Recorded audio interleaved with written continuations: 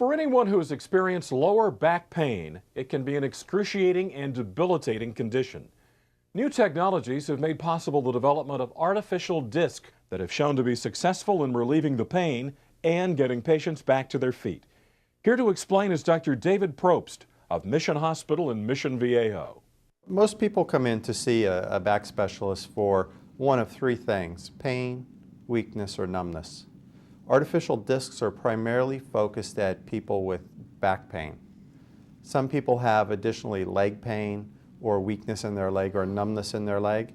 And when we put an artificial disc in, we will typically decompress the nerve so that the leg pain will improve. But the artificial disc itself is a treatment for low back pain.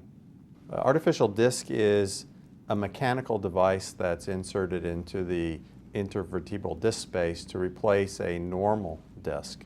And the artificial disc that we currently are using is two pieces of titanium alloy with a metal or with a plastic piece between them. It's similar to an artificial knee, except the components are shaped differently, of course. And it allows motion in all the directions so that when somebody bends forward, it'll collapse in the front.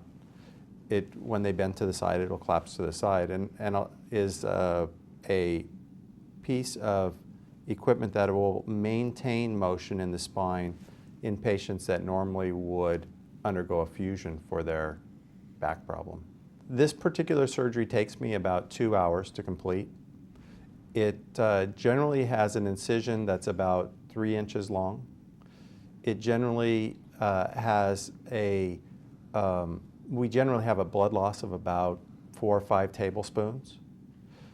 The day of surgery, we usually get people out of bed, and most patients are going home the next day.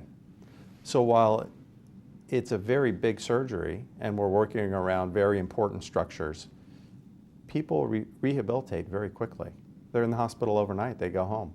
It could almost be an outpatient procedure. It's a big contrast to the fusion patient, who is usually in the hospital 3 or 4 days, typically has blood loss of a pint, generally has a lot more postoperative pain and much larger incisions. People tend to recover much quicker than fusion patients.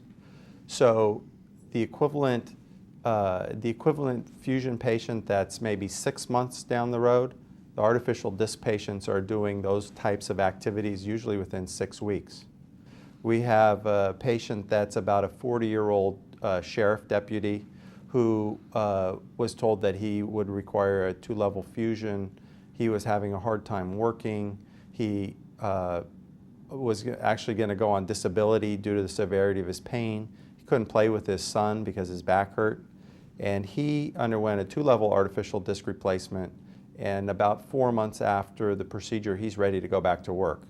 I have a girl who we did a 1-level artificial disc. She tells me she felt she was only several days from never walking again.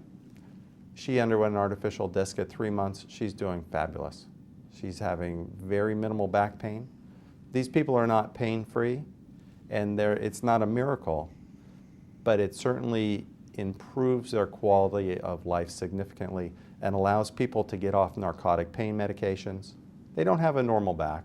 They're not going to be 18 years old again, but they're much happier with their quality of life, and they're able to do things now that they couldn't do.